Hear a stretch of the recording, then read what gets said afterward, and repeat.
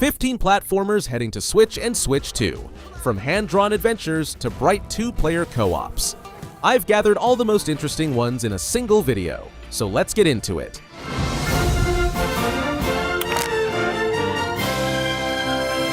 Here's a detail most people forget. The original 2010 Toy Story 3 was built by Avalanche Software, the same studio that later made Disney Infinity and Hogwarts Legacy.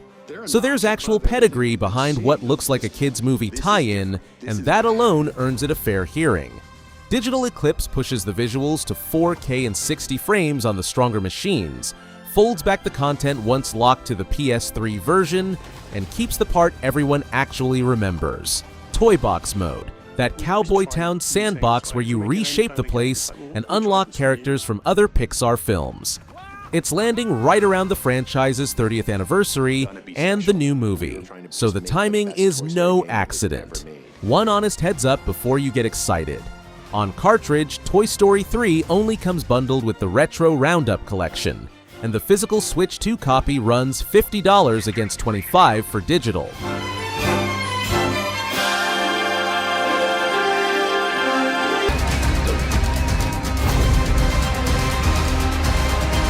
Solara! Here on the island, everything— Starsand Island is an anime-styled farming and life sim, a close cousin of Stardew Valley and Story of Seasons, where you return to the island you grew up on, build a farm, fish, romance any of 14 characters, and occasionally scrap with monsters in old ruins. It's clearly made with love, drawing on the Chinese countryside in a calm, unhurried mood, and the full version adds 4-player online. But for a platformer video, it's a stranger at the door. And there's a second catch worth saying out loud. It's a Switch 2 exclusive. The original Switch isn't invited. The Switch 2 build offers a quality mode at 45 frames and a performance mode at 60, which for a cozy sim is a nice bonus rather than something you'll sweat over. When you finally look into my mind, the truth is I don't want to hide.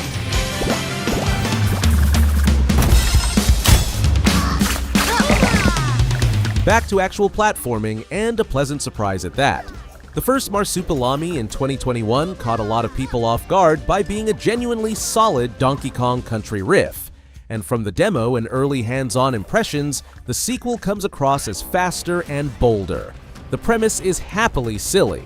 A cursed melody sweeps through the jungle of Palombia, every animal starts dancing, and the culprit is a mummy queen back from the underworld with her band.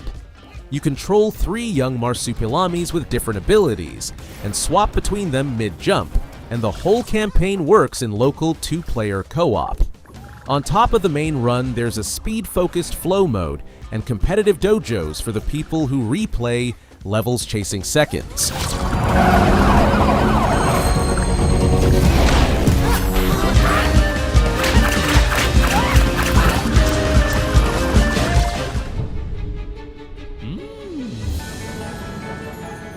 At the end of July, Microids finally showed the first 10 minutes straight off the Comic-Con floor, and it clears a lot up. This is a proper old-school collect-a-thon, with Garfield jumping, wall climbing, and curling into a ball. The setup is exactly as dumb as it should be. Since John fed the cat lasagna from some Chef Monday's recipe, Garfield dropped into a nightmare full of vegetables and sugar-free candy, and the way out is eating mountains of lasagna. 3 costumes: turkey, surfer, and cowboy.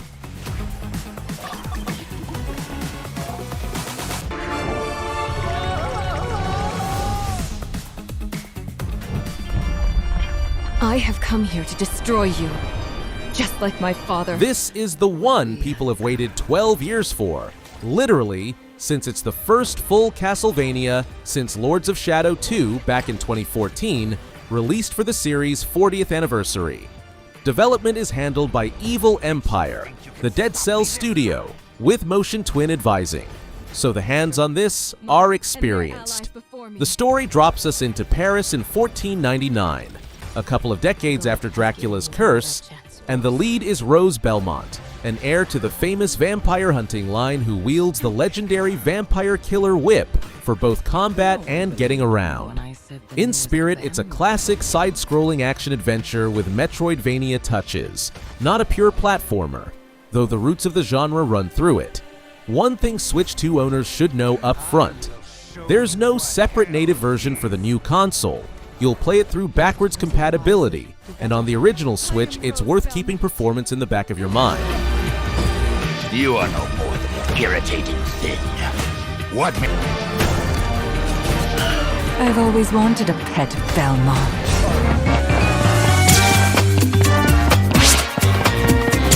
If there are kids in the house, you've heard the name, Dogman from Dav Pilkey's comics, the same author behind Captain Underpants.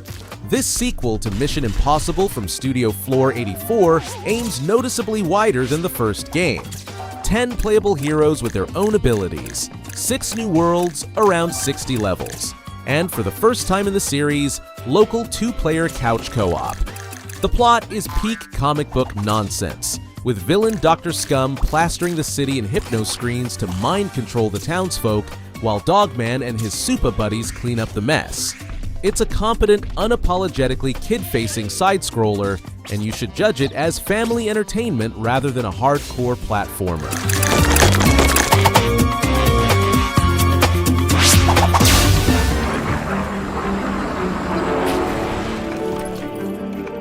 The most interesting thing here is who's making it. Weppy is the studio known for the grim noir management game This Is the Police, and out of nowhere they've produced the gentlest hand-drawn platformer you can imagine, with every frame animated by hand using classic frame-by-frame technique. You play an elderly hero with a cane you upgrade with new parts and abilities, exploring an archipelago where twisted fairy tales and rotted folklore have come alive, on a strange mission to find and kill a deity everyone talks about but nobody has seen. The footage really is gorgeous, that first 16-bit platformer you ever saw, feeling the developers keep describing. One thing nags at me: it was first penciled in for winter 2025, then slipped, and there's still no firm release date. For something this pretty, that's more reassuring than worrying, but you'll clearly be waiting longer than you'd like.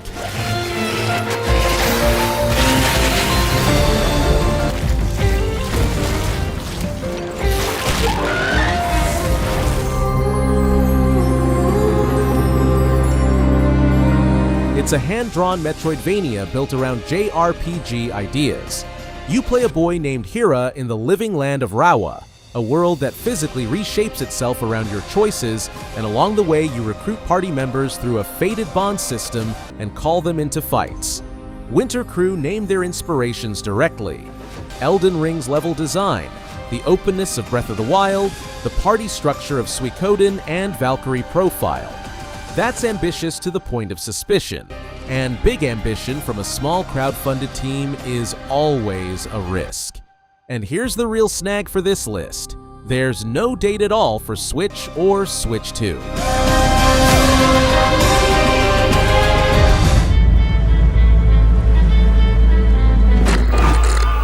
This is a quiet, odd little thing that's easy to miss.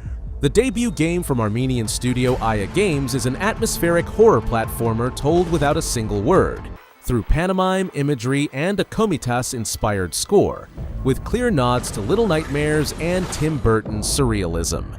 A girl named Ayasa moves through 6 symbolic lands: faith, hope, love, greed, indifference, and betrayal, using powers like time-stopping and invisibility to solve puzzles and survive the dark.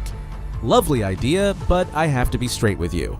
It's already out on PC since autumn 2025, and the Steam reviews are mixed, around 69% positive. So the price of that rich atmosphere is some rough gameplay underneath, which is worth knowing before you build it up into a masterpiece in your head.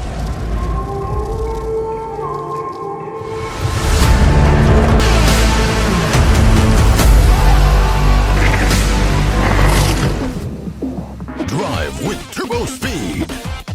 Drift like a pro. Pocket Wheels is made by a single person, developer Florian Wolf, and published surprisingly by Deck 13 of Lords of the Fallen fame. The idea is charmingly simple. You're a toy car tearing around the rooms of an ordinary house turned into giant obstacle courses, grabbing coins and batteries, swinging on a grappling hook, spreading a pair of wings, and trying not to get flattened by a robot vacuum. It's a mashup of collect-a-thon platformer and arcade racer with a heavy nod to the platformers of the 90s, somewhere between Micro Machines and a certain blue hedgehog. There's a demo already, it plays with real pep, and for a solo project, it hangs together shockingly well. Fight dangerous robot for pirate, or surfer pro. Is that a tabletop setup? If you're tired of elves and dragons, here's a breath of Slavic folklore instead. Scarlet Deer Inn is a story-driven exploration platformer from tiny Czech studio A2 Games, a husband and wife team who've been at it for roughly 7 years. The hook that grabs you instantly is the look. The whole game is rendered as embroidery on fabric, like an old tapestry come to life. By day, the heroine helps around the inn and meets strange travelers. And by night, she runs from her own fears and nightmares, and as long as there's light, things stay more or less okay. The cozy tone is a trick though, because a heavy story about loss hides under that honeyed surface, so don't be fooled by first impressions. The main warning, there's no Switch date yet. The PC version arrives July 21st, 2026, and the port comes later, since a two-person team simply can't ship all versions at once.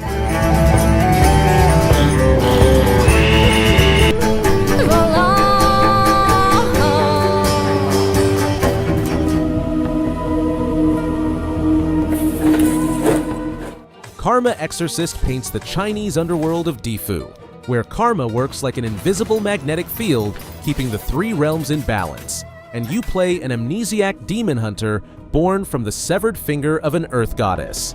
It sounds unhinged, and that's the appeal.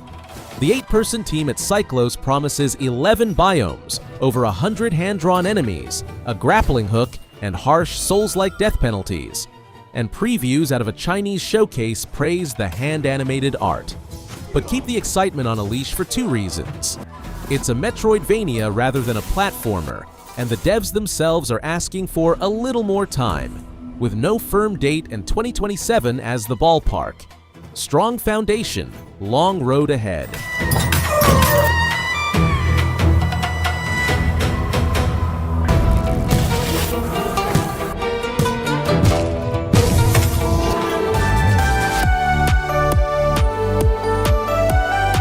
Aeruta is a side-scroller where you play a little fox named Chea, who, with a bear cub called Effie, revives a bakery in a run-down town where the world has nearly forgotten the taste of bread.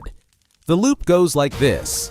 Dive into dungeons for ingredients while fending off monsters, then bake bread from your haul and bring the town back to life. At its core, this is an action RPG with a bakery sim bolted on, not a platformer, with Cuisinier and Battle Chef Brigade as its nearest relatives. It's already out on PC, sitting at very positive, around 98%, so quality isn't the worry. The Switch date, on the other hand, is blank.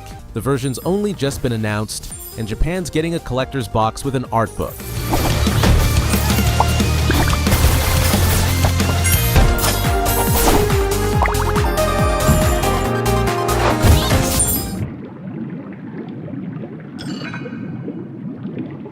For the retro and pixel art crowd, this one has real style. Moon Samurai paints a cyberpunk megacity on the moon in the year 2070, where an escaped prisoner samurai named Buddy, backed by an AI, has a single day to stop 6 of his own kind who betrayed him. It's a side-view brawler where wide, meaty combat sits alongside parkour across rooftops, balconies, and ladders, and the developers point straight at Prince of Persia, Double Dragon, Comic Zone, and Battletoads. It's the work of the small studio Nunchaku Games. One thing bugs me, and I'll say it plainly. This was announced back in 2021 and is still in development, now targeting 2026 with no exact date. A road that long tends to end in either a polished gem or a game that never quite caught up to its own ambitions.